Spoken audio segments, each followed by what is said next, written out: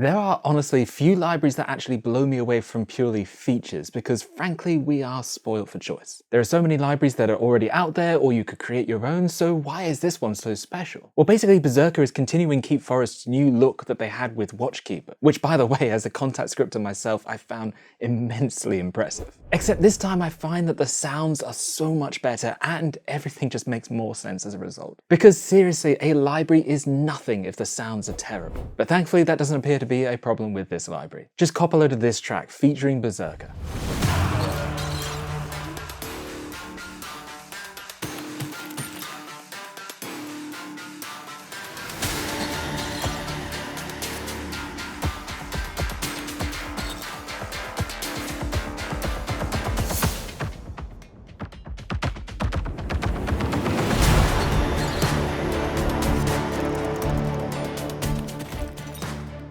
Hey, my name is Steve and welcome back to Command Shift New. Keep Forest recently sent me a brand new copy of Berserkr for me to check out, and I was pretty excited when I found out that it was some kind of hybrid folk meets punk traditional percussion library or something like that. And it looked a lot like Watchkeeper, which I loved the functionality of Watchkeeper. But that last library was sort of made up of sounds that I don't think I was really coming back to. I don't think I've really come back to them since. Just not as much of a need for them, I suppose. But heavy, epic percussion? That is something I can get behind. As a media composer, as a cinematic pop producer, that is something I'd love. Although this copy was free for me, I am not affiliated or working for Keep Forest as a company, and as always, it is down to you to decide whether this is the right copy for you. You do not need some guy on the internet telling you that. But I told them I would review it and give them my honest opinion, and lucky for them, I love it. It definitely has some problems, and I do want to do a quick review, sort of pros and cons, rattle off a few things. But I also want to share and nerd out with you for a little bit, particularly as a Kontakt Scripter myself, at how amazing some of the features in this library actually is. Because mate, this is powerful what this library can do. Okay, so some quick pros. Sound quality, big tick. Functionality and capability, mega tick, and you're going to see why in a bit. Ties in with Kontakt. Now that is a big one for me. That's a big tip for me personally because I do love all my libraries being Kontakt, in Kontakt, which means I could just load up a new track in my DAW with Kontakt already there, go searching for the library and be done in seconds. And punchy, epic, big track sound, and that is a big tick for this one as well. It's definitely got that punchy rhythm, that punchy expression as well. Seriously, this thing has like epicness up the wazoo. Now here's a couple of quick cons. Firstly, same thing as Watchkeeper, I think that this interface and this design is very confusing for someone who's just opening up the library for the first time. It's not intuitive, I don't think. I think it's sort of something that's feature-packed and designed for people who want to take advantage of all those features, but if you just want to load up a sound and play a sound, this really isn't that supporting that kind of workflow. It does have a handy help feature, which you can click and kind of find out a little bit about the interface, so you don't have to go diving into manuals and that sort of stuff, which is good. But I do wish there was some sort of like easy mode, like so the first screen is just really, really simple, has a few controls on it, and you can just play and you're up and running and ready to go. And then if you want to dive into the extra features, you can go into the other pages and tap into everything that makes this library great. And the other con for me is that I don't think I could find like a kit instrument, like an instrument that has some of the war drums, some of the breaths, some of the claps, some of the stomps, a bit of everything into its own kit. There are multis with playable rhythms, but I've never been a huge fan of multis, and obviously those rhythms, while they're good, you don't always want those rhythms, you want to change it up yourself. I would really appreciate like a track that you could just load up and jam out on a MIDI keyboard as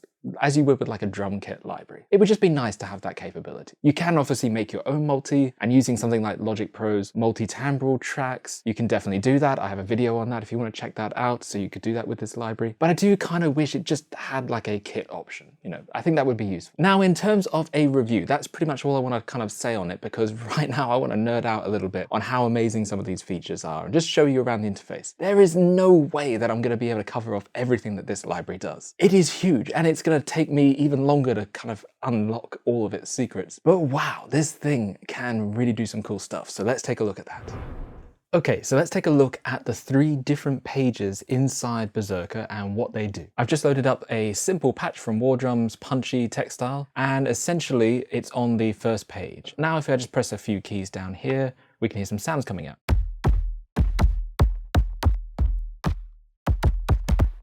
So pretty straightforward sounds, and that's just out of the War Drums package, and there's lots and lots of different ones there. If you take a look at here, this is in the Drums Foundation section. There's just a whole bunch of drums there.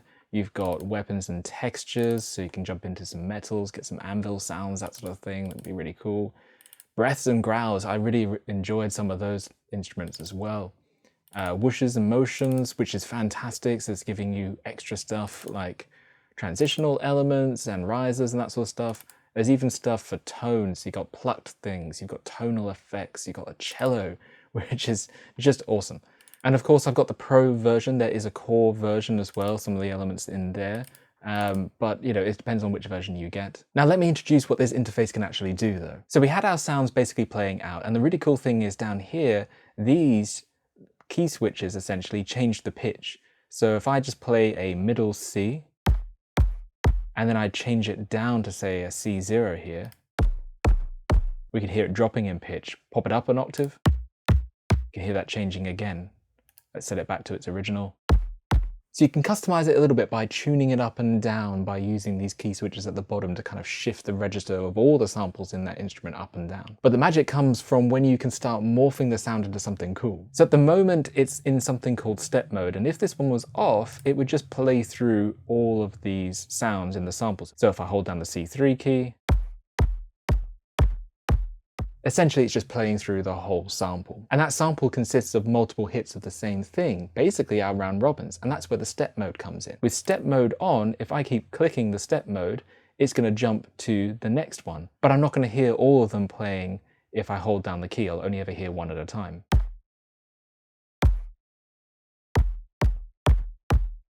So it's a really cool feature, but it's put all the round robins basically onto one sample and it's just referencing different points. But here's where it gets cool. You can change which hits you're going to be referencing and how many you reference at once. At the moment it's on default and it's just doing every single one, but you could do a random one. That way it adds randomness to your round robins. It's not always a consecutive order. You can choose lots of different ones as well. You can choose just odd ones, just even ones, A-B ones. You can even choose free, which just cuts off the sample based on the ADSR. Really good for like note repeats and that sort of stuff if you want that kind of like overly processed glitchy type sound. Turning that back to default for the moment, we're going to come over to here where we're talking about layers. We're talking about how many layers there can be. And if I go to triple and hit that same C3 note, that is pretty cool, right? It's referencing 3 of those and playing 3 notes, and then you can control how wide and how delayed that might be with all these controls on the left. We can adjust things like the pitch drift across all the 3 samples, the width of those samples, things like the delay between left and right speakers, the levels of the different areas. It's really, really cool what you can do. So if I just play the note and change some of these,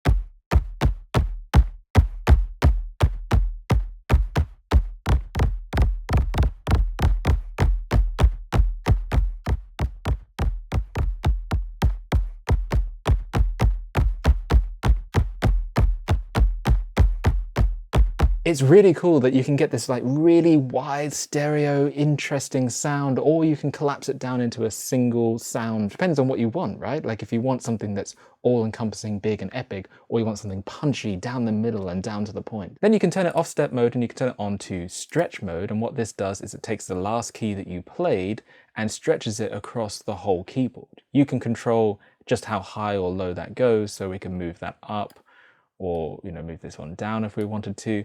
And then as I play around the keyboard, I'm getting the same sample pitch shifted all over the place.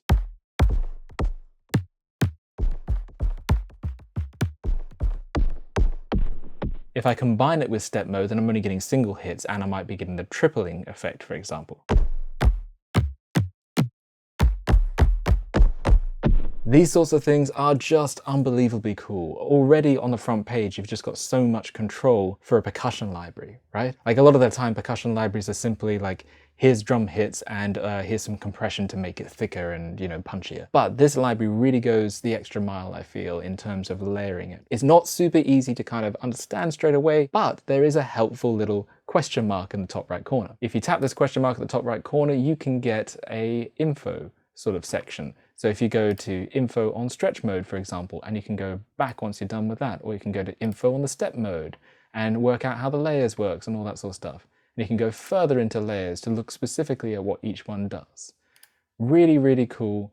and you can go back to the main page at any time or close it out here. That's really nice because, you know, it's not just using the help UI feature that you find at the bottom of Kontakt, but it's also using a custom kind of interface and really doesn't need a guide or a manual at this point. You can just use it straight in the instrument. Now, moving on to the rhythm tab, and this is where things get really exciting. This rhythm tab is incredibly complex, and look, it's not for the faint-hearted at the time, I would say. But if we turn on dynamics and turn on velocity and hold down that C3 key, let's see what we get.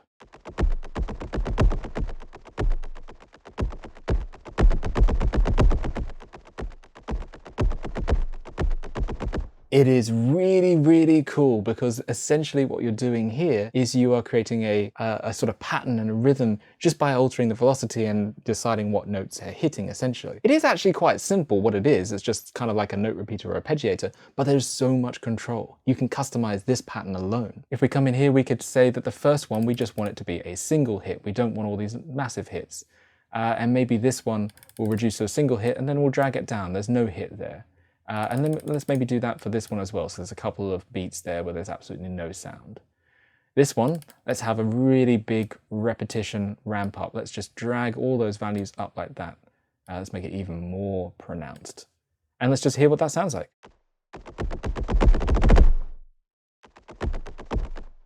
So much customization, you can get really intricate in here. And that's just on the velocity, but you can do things on the pan, you can do things on the filter, and you've got pitch, you've got layers, you've got all sorts of things in here. I'm not going to go through all of them. If you're not too sure on what the pattern is that you want to create, or you're feeling a bit overwhelmed, you can load up custom patterns that are already built in. So you just kind of load them up and away you go. Let's go back over to velocity and click up here. And now we're into collections of rhythms, essentially. If we go for something like percussion triplet, and then in here, we've just got loads and loads of things, and you can star your favorites so that way you can come back to them. But if I double click on here, now we can see that this is, you know, every second note of each triplet playing out, which is just going to sound like main rhythms to us at the moment. But there's so much to choose from. If I just go choose another one,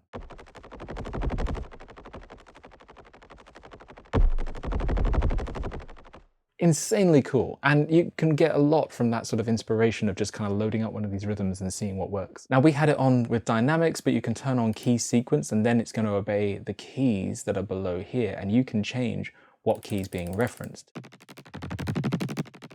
So you can hear it picking a different sample there as it got to that block. That does work over all of these blocks. So all of these will be the C5 key, but that's a really cool feature. If we drop that by quite a bit, let's bring that all the way down.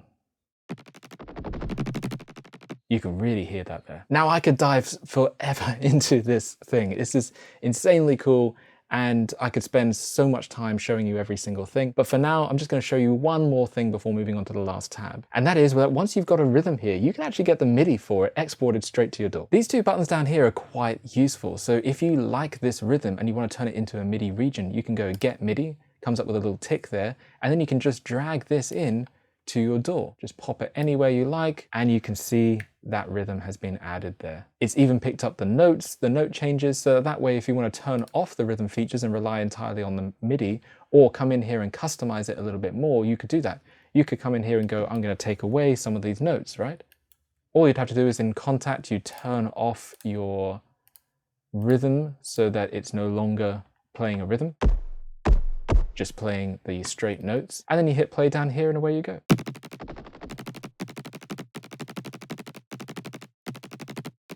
So you could customize it further. You could start in the interface, export the MIDI, and then tweak it to your liking. That is really good if you're thrown off by that kind of very complex UI that is going on that rhythm page, and you just want to get back to familiar territory. Or if you want to apply the same rhythm, but to another instrument that doesn't have that, you can add that rhythm to that instrument, which is really cool. Now, the last one I want to talk about is the effects page, and this is really, really cool. These effects you can load in any of these slots with any of the effects that are built into Kontakt, which is fantastic. And you can even drag and move them around, which is really, really cool. If you don't like what's in here, you can get rid of it. You can clear the slot and you can add something else. Let's add some saturation, for example. And then when you've got that one selected, you can turn it on and then change the saturation details down here.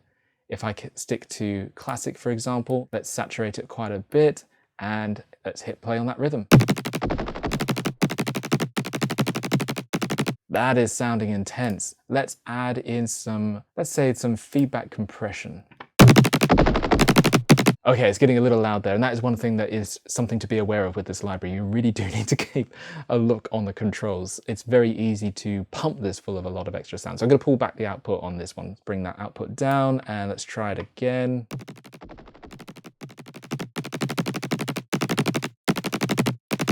Sounding cool. It's sounding a little machine gunny because the rhythm is just way too intense. But you know, it sounds good, and it's kind of getting an example of what can happen. So that's a look at the interface and all the controls within the 3 different pages as part of Berserkr, which is absolutely a fantastic and impressive library. Like, all the stuff that you can do in there, I just marvel at it, particularly from a Kontakt scripting point of view. The work that would have had to have gone in to create this is fantastic, and it really is on display here. There are so many other features in this library that it would be a way too long video if I was going to cover all of them. I encourage you to explore it if this is a library you're going to purchase. Again, it is entirely up to you whether it is right for you, so you know, that is up to you to work out. But if you do end up with this library, there are so many features to play with. And there's even a user import interface. So right on the main page, you can just jump in, load up the user, and drag in your sample and apply all of these effects, rhythm stuff, and all of the different features in this library to the samples that you have as well. So I hope you've enjoyed this look. I've certainly enjoyed using this library and putting this video together and kind of nerding out about it along the way. If it's something you're interested in, you can check it out now. It is available, and enjoy, I would say. And hopefully don't feel too overwhelmed to begin with. You know, just kind of stick with it, go to the question mark and kind of work it out from there. But it's a pretty impressive library. As always, if you want to see more like this, then of course you can subscribe on your way out. But otherwise, I will catch you in the next one.